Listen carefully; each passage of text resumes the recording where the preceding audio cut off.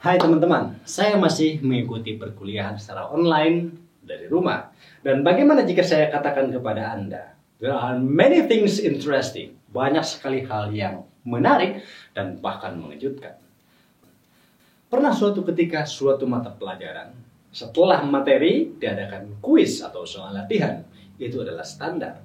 Tetapi yang saya heran adalah, saya mendapatkan nilai yang luar biasa. Luar biasa. Saya mencoba dan cukup percaya diri dengan pertanyaan dan jawabannya. Lalu saya submit dan hasilnya ternyata luar biasa. Berapa nilai saya? Sangat membanggakan. Nilainya adalah 0. Saya tidak bohong. Dan lalu saya mencoba lagi. Kenapa sih kok bisa 0? Padahal saya begitu percaya diri. Saya tahu jawaban saya benar. Saya coba lagi. Ternyata mendapatkan nilai berapa? 2. Percobaan kedua. Percobaan ketiga saya coba lagi, saya yakinkan jawaban saya dan masih mendapatkan nilai 2. Percobaan keempat saya coba lagi, nilai saya mendapatkan 2. Oh my God. There is something wrong. Apakah pengetahuan saya selama ini salah? Dan apakah yang saya berikan kepada Anda ini selama ini salah? Saya kemudian bertanya kepada rekan-rekan dan ternyata tidak ada satupun dari 24 peserta yang mendapatkan nilai lebih dari 5 kalau nggak salah atau 3. Dan itu pun, oh my God, kebanyakan yang nilainya 0, 2, 1 beberapa kali coba. Bahkan ada teman-teman yang sudah mencoba sampai 5 kali dan terkunci. Nilainya berapa? Cuma 2. There is something wrong in this question. Pada suatu hari kita mengadakan pertemuan dengan dosennya melalui Zoom meeting dan di sana saya bertanya mengungkapkan kesulitan tadi kepada dosen tadi, kemudian dosen berjanji untuk memberikan jawaban. Lalu jawaban tersebut kita berikan kepada rekan-rekan semua dan saya coba menggunakan jawaban yang diberikan dosen, akhirnya mendapatkan nilai 7. Saya mungkin jawaban ini sengaja disalahkan sama dosen atau biar tidak 100 atau mungkin nggak tahu. Nah, jika semua jawaban yang diberikan oleh dosen itu benar tetapi nilainya 7, berarti something wrong in the system. Manajemen sistem dari e-learning yang diadakan di sekolah saya harus diperbaiki.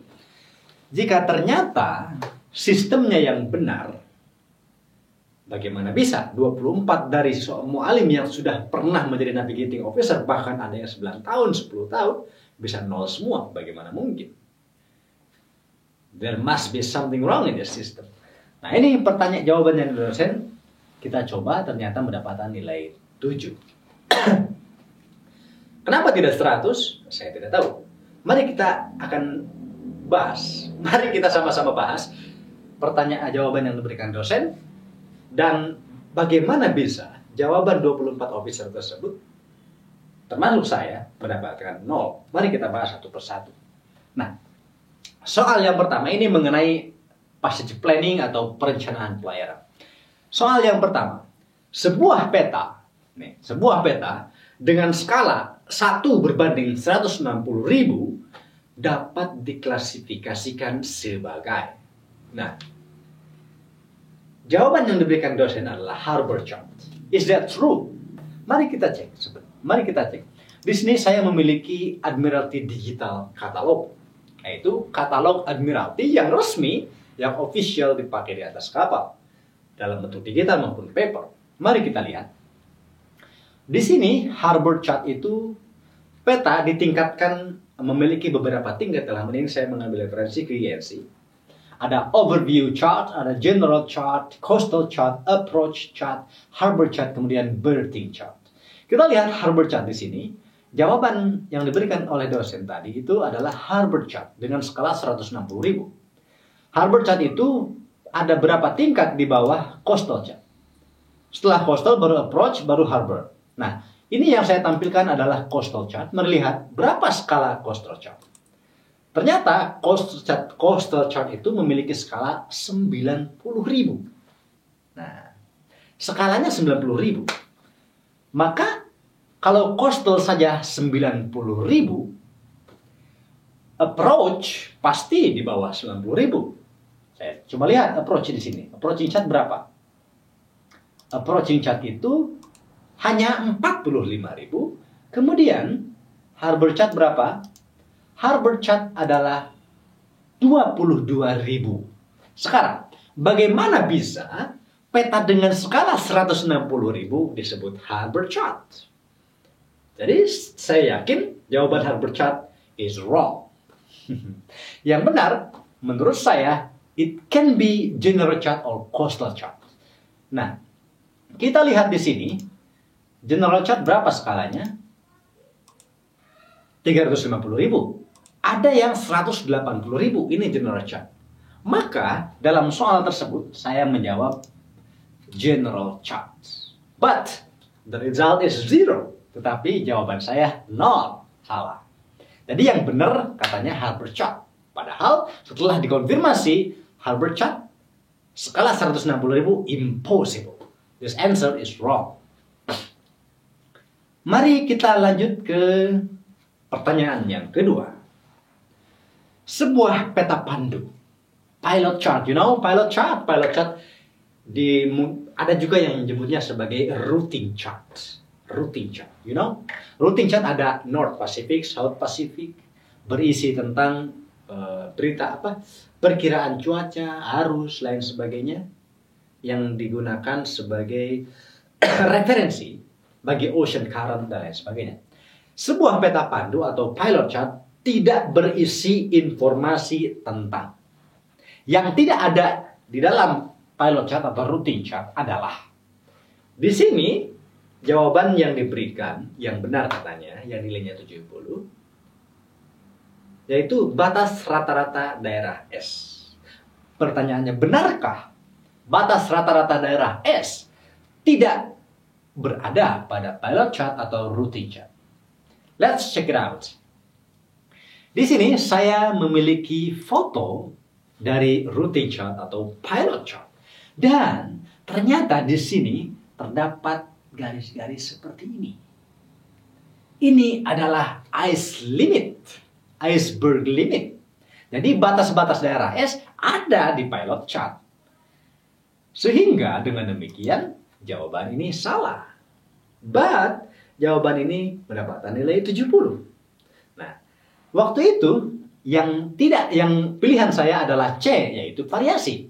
Mengapa? Karena di routing chart tidak ada informasi variasi. Jika Anda di kapal, silahkan buka routing chart dan apakah ada variasi atau tidak di situ.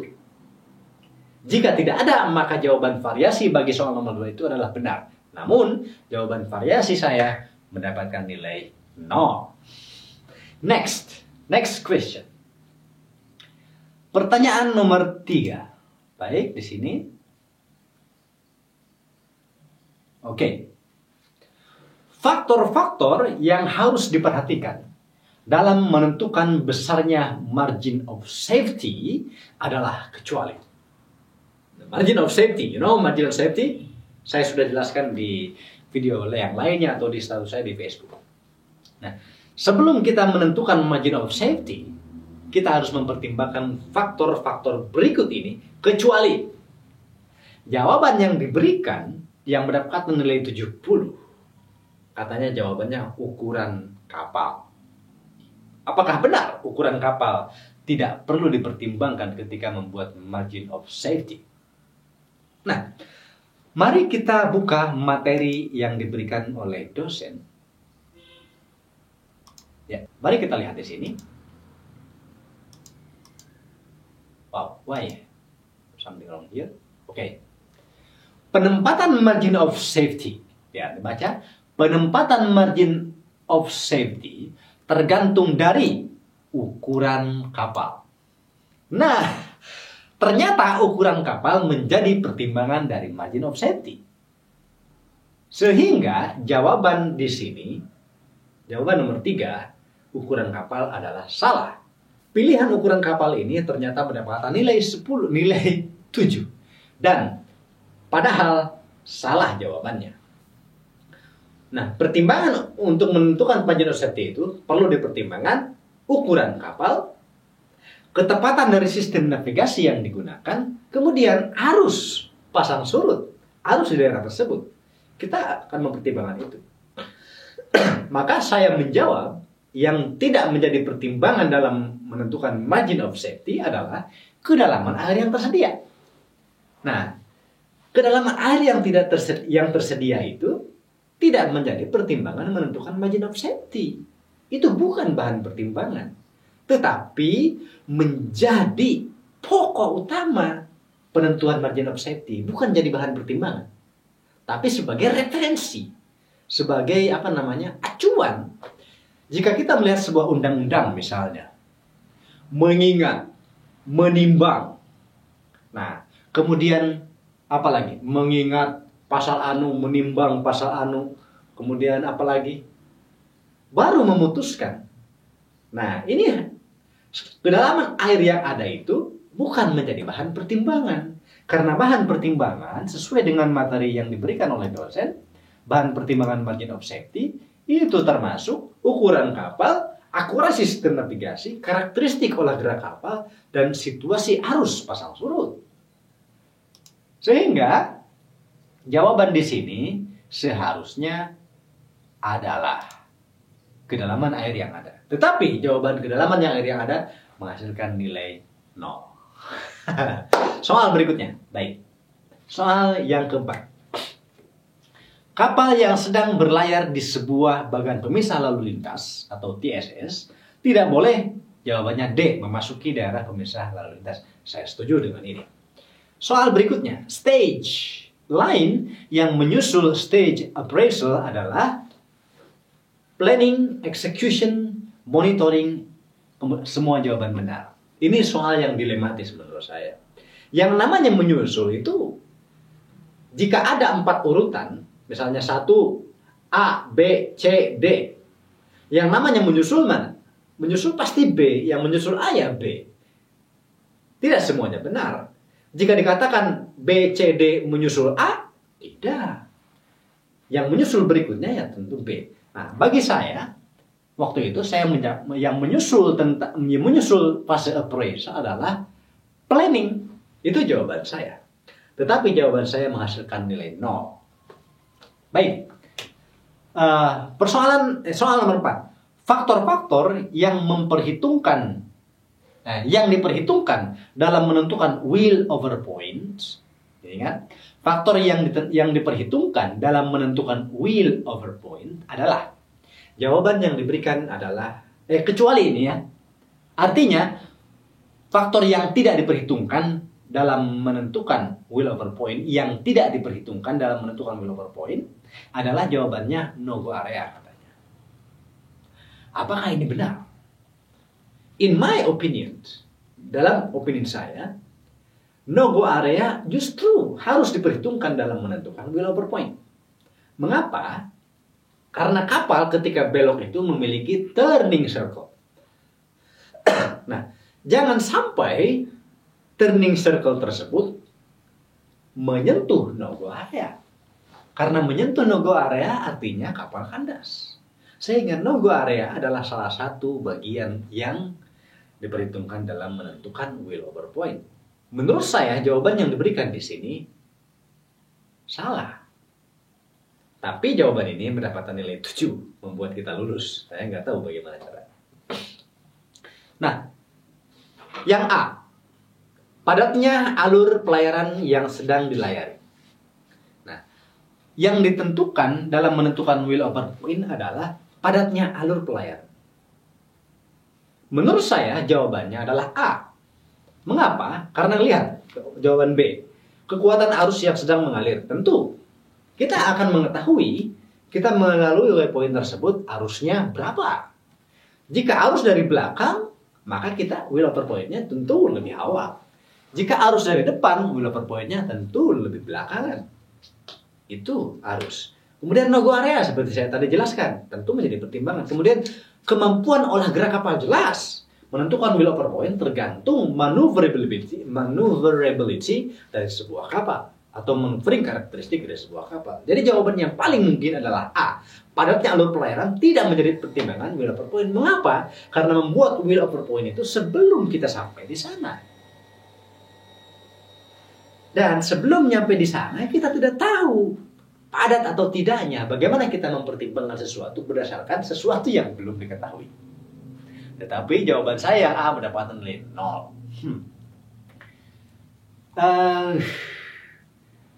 Mari kita beranjak kepada soal berikutnya. Kok tidak ada? Oke.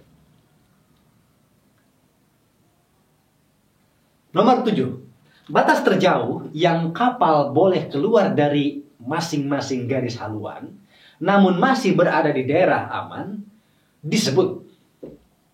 Kita lihat, ini adalah, katakanlah ini adalah garis trek. Ini adalah garis haluan yang direncanakan dan ini kapal.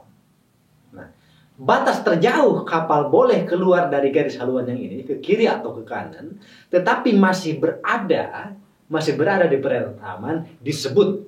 Nah, jawaban yang diberikan yang membuat kita lulus katanya distance of danger. I don't understand. Why answer like this? Ini jawaban menurut saya salah. Karena batas terjauh yang boleh dilakukan oleh kapal tetapi masih aman disebut margin of safety. Jawabannya C yang benar, margin of safety. Mari kita buktikan dari materi yang diberikan oleh dosen itu sendiri. Kita lihat di sini, margin of safety.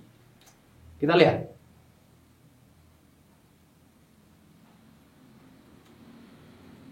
Mana? Nah, ini.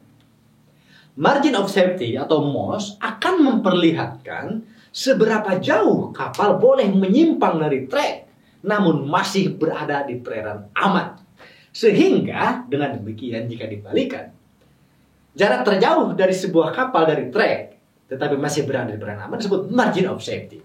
Tetapi jawaban margin of safety membuat nilai saya 0.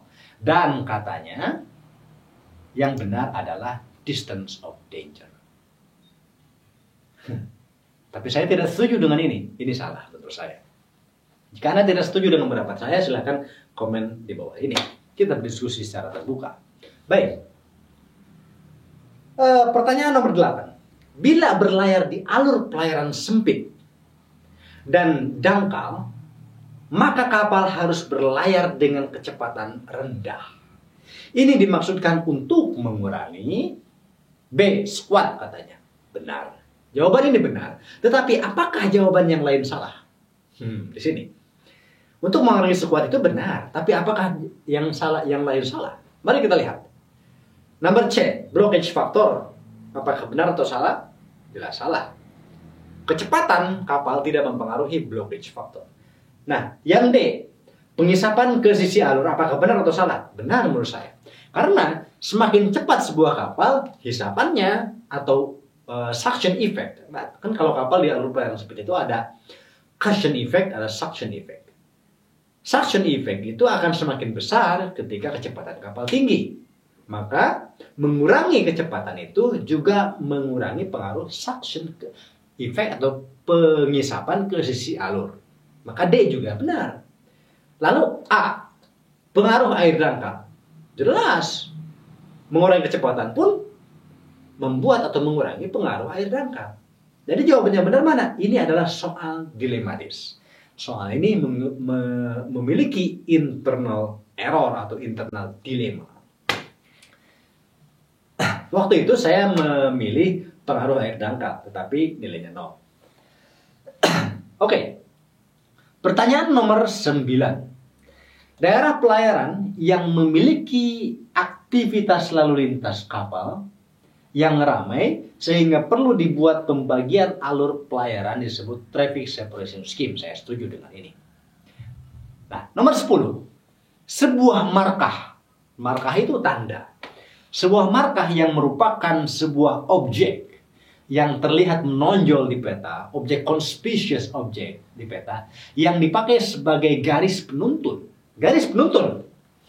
Ya, yang dipakai sebagai garis penuntun dalam memasuki suatu alur pelayaran disebut. Ini jawabannya headmark. Headmark. Saya tidak setuju dengan jawaban ini katanya. Headmark itu ya heading mark. Tanda heading, kalau di radar kita bisa lihat heading line. Headmark. Apa headmark? Nah, Kemudian apakah heading line? Heading line bukan, itu garis haluan. Transit, no.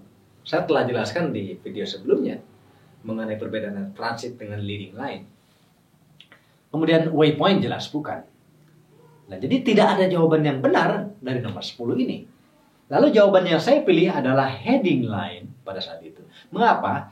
Karena saya pikir salah ketik. Heading line seharusnya leading line. Nah, sebuah marka yang menonjol di peta yang dijadikan sebagai patokan itu disebut dengan leading light.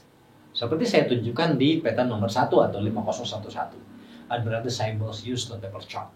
Itu disebut leading light. Garisnya itu disebut dengan leading line. Nah, jadi itulah pembahasan soal kali ini. Saya mendapatkan nilai 0 dan jawaban yang diberikan sebagai info ini memberikan nilai 7, tetapi jawaban yang telah saya bahas, kita bahas sama-sama barusan. Bagaimana pendapat Anda? Silahkan komen di link di bawah ini. I'm not telling anything. I don't speak about who is the docent, who is the lecturer, lembaga mana ini, mata pelajaran apa ini. I don't say anything. Saya hanya membahas isi dari pengetahuan ini. See you next time. Don't forget like and subscribe. Dukung terus channel ini. See you and ciao.